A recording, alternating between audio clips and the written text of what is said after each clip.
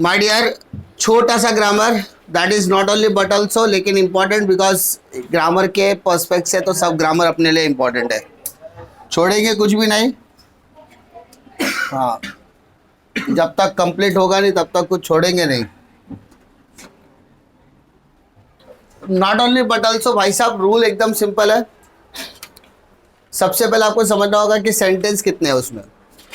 जब भी not only but also इस्तेमाल किया जाएगा वहां पर याद रखो दो तरीके के सेंटेंस हो गए। एक सब्जेक्ट के साथ दो वर्ब होंगे। वर्ब मतलब यहाँ पर क्रिया की बात हो रही है, यानी दो कार्य होगा, दो काम कर रहे होंगे। एक सब्जेक्ट दो काम कर रहा है, या जब दो subject one and subject two ऐसे दो अलग अलग लोग रहेंगे। एक इंसान दो काम कर रहा है या दो लोग एक ही काम कर रहे हैं, ऐसा समझो। Ram is playing cricket, Shyam is playing cricket. तो राम भी क्रिकेट खेल रहा है, श्याम भी क्रिकेट खेल रहा है। तो राम और श्याम दोनों एक ही काम कर रहे हैं। तो पहले वाले के आगे नॉट ओनली, दूसरे के आगे बट ऑल्सो, दोनों लाइन को क्या करो, मर्ज कर दो। या फिर राम दो काम कर रहा होगा, Ram is playing football and Ram is playing also cricket. तो राम फुटबॉल भी खेलता है और क्रिकेट भी। तो Ram is not only playing cricket but also football, ऐसा भी हो सकता है। तो एक सब्जेक्ट दो काम कर रहा हो तो आपको समझना क्या है कि कभी भी नॉट ओनली बट ऑल्सो करते समय आपको सेंटेंस को पहले अच्छे से पढ़ना और देखना है कि क्या हो रहा है। एक सब्जेक्ट दो काम कर रहा है कि दो अलग अलग सब्जेक्ट का इस्तेमाल हो रहा है, ठीक है। एंड अकॉर्डिंगली आपको वहां पर इस्तेमाल करना है। जो भी कॉमन पार्ट रहेगा उसको साथ में लिखो, और वो कॉमन पार्ट आपका पहले भी आ सकता है, लास्ट में भी आ सकता है, कहीं पर भी आ सकता है। बस you have to use not only and but also. बेटा सबसे पहले जहां जहां पर एंड दिखेगा, कहीं कहीं पे एज वेल एज होता है, ऐसे वर्ड को हटा के हम लोग क्या लगाते हैं, बट ऑल्सो लगाते हैं। क्या लगाते हैं सर, बट ऑल्सो। बात समझ में आ रही है, ठीक है। Now try to understand what is given in the question.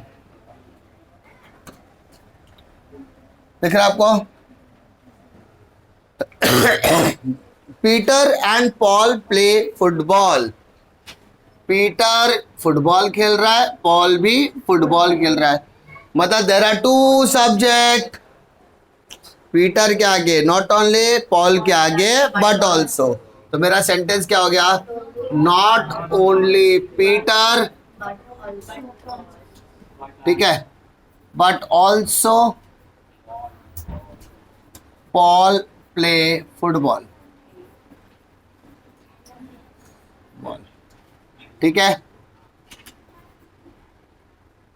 Problem है क्या? Not only Peter but also. अब doctor told him to rest and not to eat anything for a day. Doctor ने क्या बोला? डॉक्टर ने बोला told him to rest and not to eat. मतलब उसने बोला पहले तो आप रेस्ट लो, दूसरा not to eat anything for a day, और आज के लिए कुछ भी खाने की जरूरत। तो डॉक्टर ने दो चीजें बोली, डॉक्टर ने उससे दो चीजें बोली। पहला चीज क्या है सर, टू रेस्ट, और दूसरा not to eat anything. Clear है क्या? तो सेंटेंस कैसे फ्रेमिंग होगा बेटा, doctor told him not only to rest but also not to eat anything for a day। बात समझ में आ रही है? Doctor told him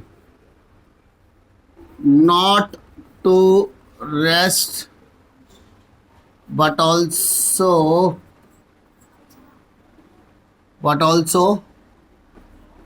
not to eat anything for a day। Clear है? Rehan was lazy and careless. अभी आप लोग करोगे, खाली मैं आपको बता रहा हूँ। रेहान आलसी भी है और लापरवाह भी। तो लेजी के आगे क्या आएगा बेटा, नॉट ओनली, और केयरलेस के आगे क्या आएगा, बट ऑल्सो। एंड वर्ड हट जाएगा। तो आंसर क्या हुआ, Rehan was not only lazy but also careless. समझ सकते हो? लेजी के आगे क्या क्या, नॉट ओनली, और यहाँ पर क्या आ जाएगा, but also. The mountains and the world seem to an end in an immense void of cloud and space. The mountain and the world. Mountain and the world. तो माउंटेन के आगे बेटा क्या आएगा, नॉट ओनली, और and की जगह पर क्या आएगा, बट ऑल्सो. तो आंसर क्या बनता है, not only the mountain but also the world seem to end in an immense world of cloud and space. पक्का, यस और नो, बात समझ में आ रही है. वन मोर क्वेश्चन देखो जरा. Vidyapati is the head minister of the king and most learned man in the kingdom. Vidyapati क्या था, राजा का हेड मिनिस्टर यानी प्रधान, सेनापति बोलते हैं ना जैसे, वैसे उस बोलते हैं ना मंत्रियों मतलब सलाहकारों में सबसे श्रेष्ठ था और सबसे ज्यादा पढ़ा लिखा भी. तो हमें यहाँ पर दो चीजें यानी विद्यापति के बारे में दो चीजें बताई गई है. तो सबसे पहले विद्यापति के आगे क्या आ जाएगा सर, नॉट ओनली, और एंड की जगह पे क्या आ जाएगा, बट ऑल्सो. तो आंसर क्या बनता है sir, Vidyapati is not only the head minister of the king but also the most learn man in the kingdom. बात समझ में आ रही है. पक्का सेंटेंस फ्रेमिंग समझाना कैसे लिखना है. The guest and the other people were walking in the garden. Garden में कौन कौन चल रहा है सर, गेस्ट और अदर पीपल. तो गेस्ट के आगे नॉट ओनली, एंड को हटा के बट ऑल्सो. तो आंसर क्या बनता है sir, not only the guest but also other people were walking in the. ठीक है, क्लियर है क्या, वेरी गुड बेटा. We will surely lose customers in the business and friends in life. हम खो बैठेंगे बिजनेस में कस्टमर, जिंदगी में दोस्त. तो हम खो बैठेंगे किन को, customers in business, friends in life. तो we will surely lose not only customers in business but also friends in life. बात समझ में आ रही है. अरे बेटा समझ में आ रहा है, कहाँ पे नॉट ओनली, कहाँ पे बट ऑल्सो, यस और नो.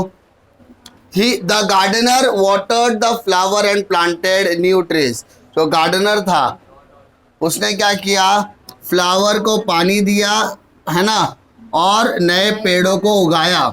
उसने दो काम किया, पहले फ्लावर को पानी दिया तो उसके पहले नॉट ओनली और एंड की जगह पे बट ऑल्सो. तो आंसर क्या बनता है, the gardener not only watered the flowers but also planted new trees. बात समझ में आ रही है. सेंटेंस लिखने की जरूरत है क्या मुझे, बात समझ में आ रही है ना. सबसे इजी ग्रामर है. अगर इस ऐसे छोटे छोटे ग्रामर में अगर 1 मार्क मिलते हैं तो आपका परसेंटेज बूस्ट होगा ना कि कम होगा. ठीक है, श्योर है, कंफर्म है ना. नॉट ओनली बट ऑल्सो करते समय कुछ इंपॉर्टेंट चीजों पे ध्यान देने की जरूरत है. नॉट ओनली बट ऑल्सो करते समय किन चीजों का ध्यान रखना है. मानो एक सेंटेंस में दे रहा हूं, ठीक है, जैसे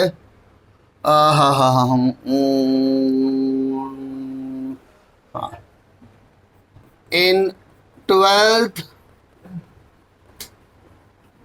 commerce students have fear for a subject accounts and economics. सबको मैथ्स नहीं होता ना. अब ऐसे टाइप के सेंटेंस दिए तो सिंपल सा बात था सर, ये तो इतना मेरे को समझ में आ गया. एक सब्जेक्ट के आगे नॉट ओनली लगेगा, दूसरे सब्जेक्ट के आगे बट ऑल्सो. क्या बेटा इसमें कभी भी no, not, never, nothing, neither, nor दिखा था? और अब मैंने क्या किया पता, इसी क्वेश्चन को पूछने का तरीका चेंज कर दिया। मैंने कहा make it negative, make it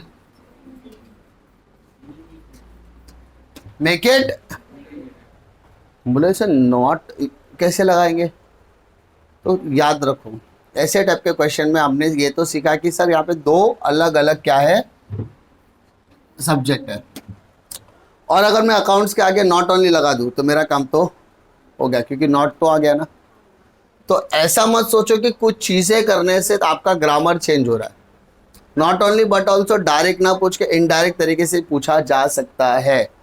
आपको आपका काम समझ में आना चाहिए कि सेंटेंस में पूछा क्या है और क्या मैं इस सेंटेंस को किसी और तरीके या ग्रामर का यूज़ करके उसमें नो, नॉट, नेवर, नथिंग वगैरह लगा सकता हूँ क्या।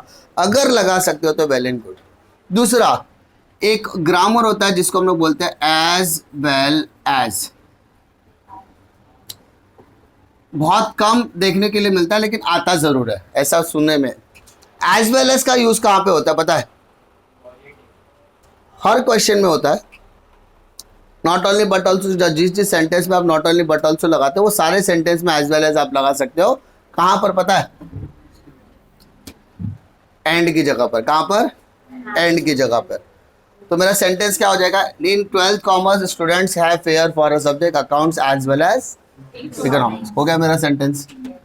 अगर मैं इस सेंटेंस कहती हूँ Vidyapati is the most head minister of the king and as well as the most learned man in the kingdom, the guest as well as the other people, यानी एंड की जगह पे क्या लगाने का? As well as. डरने, कुछ grammar आपके लिए आपको मार्क्स देने के लिए बने हुए हैं, लेकिन उन ग्रामर को एटलीस्ट ऐसा टच करके आना पड़ेगा, वरना क्या होगा? लोग ज़्यादातर क्या प्रैक्टिस करते हैं? टेंसेस, वॉइस, डायरेक्ट, इनडायरेक्ट, ये ग्रामर ऐसा चेंज द डिग्री, बड़े बड़े ग्रामर्स है। उसके बाद कुछ हद तक बच गया तो सिंपल, कॉम्प्लेक्स और कंपाउंड में आ जाते हैं। लेकिन छोटे छोटे जो ग्रामर्स होते हैं ना, as soon as well as, या फिर हम लोग no sooner then, hardly van, ये सब ये छोटे छोटे जो ग्रामर्स होते हैं जो आपको मार्क्स इजीली दे सकते हैं, आप उसको टच ही नहीं करते हो, तो जिस वजह से आपको पेपर थोड़ा सा टफ जाता है। और इंग्लिश के कुछ ग्रामर्स ऐसे हैं कि आपको बिंदास अटेम्प्ट करोगे मार्क्स मिलेगा, बस आपको थोड़ा सा क्या करना, क्यूरियस रहना पड़ेगा। We will surely lose customers in the business as well as friends in the. हो गया आपका। पक्का है क्या? कैसे करना है सेंटेंस इस्तेमाल? हाँ है ना? पक्का। ये दोनों ग्रामर अगर आपको ऐसा नॉट ओनली बट ऑल्सो बोला तो भी आप लगा सकते हो, और एज वेल एज बोला तो भी आप उसको एज इट इज यूज कर सकते हो। एक तीर से दो निशाने हो रहे हैं तो बहुत अच्छी बात है। बात समझ में आ रही है? चलो लिख के ले लो।